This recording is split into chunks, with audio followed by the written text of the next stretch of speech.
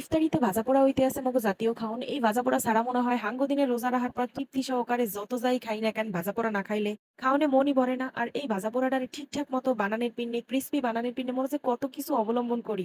হেতেও কি কাম হয়? শেষ পর্যন্ত কি ক্রিস্পি থাহে? সব জাতীয় খাওন ক্রিস্পি রাখার যত ধরনের টিপস আছে হ্যাঁ হগলতা পাই যাইবেন এই মোর ভিডিওর মধ্যে। তো যাই হোক আজকে কিন্তু মুই দেখাইতে আছি কেমনে বেগুনি বানায় আর বেগুনিটা কেমনে ক্রিস্পি রাখা যায়। মুই কিন্তু বেগুনি পাতলা হইলে কাটতে লইছি, দেখাইছি যে কি পরিমাণে পাতলা কাটছি। অতিরিক্ত পাতলা কাটলে হইবে না, আবার বাড়ি করিয়াও কাটন যাইবে না। তো মুই কিন্তু মিডিয়াম মতো কাটতে লইছি। কাটার পর কিন্তু এইটার মধ্যে একটুখানি মরিচ আর বিট নুন দিয়া এরপর এটার একটু ভালো মতো মাখিয়ে থুইছি। কেউ যদি বিট নুন না দিতে চান হে কিন্তু সাদা লবণটাও ব্যবহার করতে পারেন, হাতে কোনো সমস্যা নেই। এখন এইটা মুই গোলাটা গুলমু।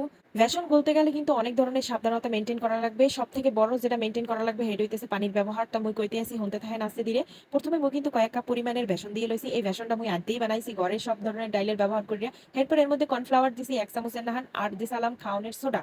এরপর নুন দিছি আর একটু লাল মরিচের গুঁড়া দিছি। লাল মরিচের গুঁড়াটা একটু স্বাদের জন্য দিছি, আবার অনেক সময় এটার কিন্তু কালারটা একটু বেশি ভালো হয়। বাইরে কিনতে গেলে কিন্তু হেরা ফুড কালার ব্যবহার করে, তাই মুই কিন্তু আজকে ফুড কালার ব্যবহার না করেই দেখামু যে বাইরের খাওনের নাহান হোটেলের নাহান কি সুন্দর কালার পাওয়া যাইবে। এরপর অল্প অল্প করে পানি দিয়ে গোলাটার একেবারে ভালো মতো গুলিয়ে লইছি। গোলাটা এমন ভাবে বানাইতে হইবে যে একটা আঙুল যদি চুবাই নেওয়া এই গোলার মধ্যে আঙুলের মধ্যে কিন্তু লাগিয়ে থাকবে হবলতা। মানে এটা বুঝতেই পারবেন যে অতিরিক্ত যদি পাতলা হয় একটু ঘন করিও নেবেন, আবারও কিছু বেসন মিলাইয়া।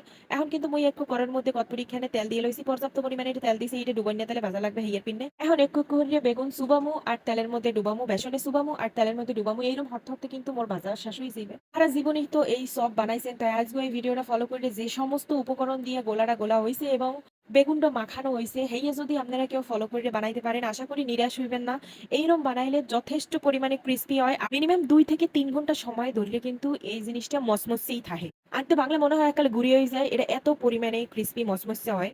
শুধু রোজার দিনই না, রোজার দিন ছাড়াও কিন্তু মোরা মাঝে মধ্যে সন্ধ্যায় স্ন্যাক্স হিসেবে এই জাতীয় খাওন বিভিন্ন ধরনের চপ বানাই খাই। তো রেসিপিটা জানা থাকলে কিন্তু সারা বছরই কামে লাগবে। তবে রোজার দিনে কিন্তু মোরা এই যে কোনো চপ বানাইয়া মিনিমাম 2-1 ঘন্টা সময় অপেক্ষা করি। হেয়ার পর ইফতারিতে এইটা সার্ভ করি। হের লেগে কিন্তু এই রেসিপিটা বা এই জিনিসটা এমনি বানাইলে কিন্তু খুবই জরুরি। কারণ আলুর চপ, বেগুনি, পেঁয়াজু এইগুলো মসমসে খাইতে পছন্দ করে না এরকম কোনো মানুষ খুঁজতেই পাওয়া যাইবে না। তাছাড়া ইফতারের আয়োজনে আরো অনেক ধরনের খাবার অ্যারেঞ্জ করা লাগে যেগুলো সুন্দর করে ডেকোরেট করতে হয়। অনেক ধরনের সময়ের দরকার হয়। তো যার কারণে এই খাবারটা কিন্তু মই বানাই মিনিমাম 2-1 ঘন্টা আগে। ঠিক এই পদ্ধতিতে বানাইয়ে রাখিয়ে দিলে কিন্তু এই খাওনটা মচমচেই থাকে। হয়তো একটু ঠান্ডা হয়ে যায় কিন্তু ঠান্ডা হইলেও খাওনটা মচমচে থাকার কারণে খাওনটা খাইতে কোনো সমস্যা হয় না, সবাই পছন্দ করে।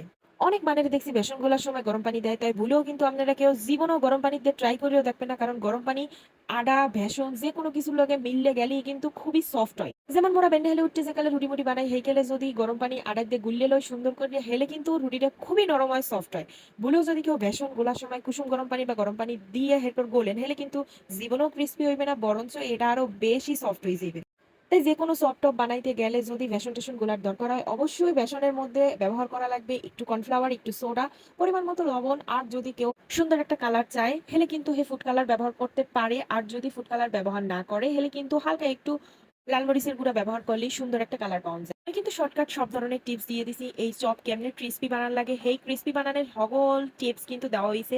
কেউ যদি এইরকম বাসায় একদিন ট্রাই করেন, হেলে কিন্তু হে হারা জীবন এইরকমই বানাইবেন। আর এগুলো কিন্তু মগো হাতের দাঁড়িয়ে থাকে। সবসময় মগো ঘরে এই সমস্ত উপকরণ থাকবেই, কারণ এইয়া দিয়ে অনেক কিছু বানাইনে যায়। যার কারণে কর্নফ্লাওয়ার, খাবার সোডা এগুলো কেনার লেগে আলাদা কোনো সময় বা আলাদা কোনো কিছু চিন্তা করার দরকার হয় না, কারণ এগুলো মগো সারা বছর ঘরেই থাকে। রেসিপিটা ভালো লাগলে অবশ্যই বাসায় একদিন ট্রাই করবেন। আজকের মতো টাটা, আল্লাহ হাফেজ।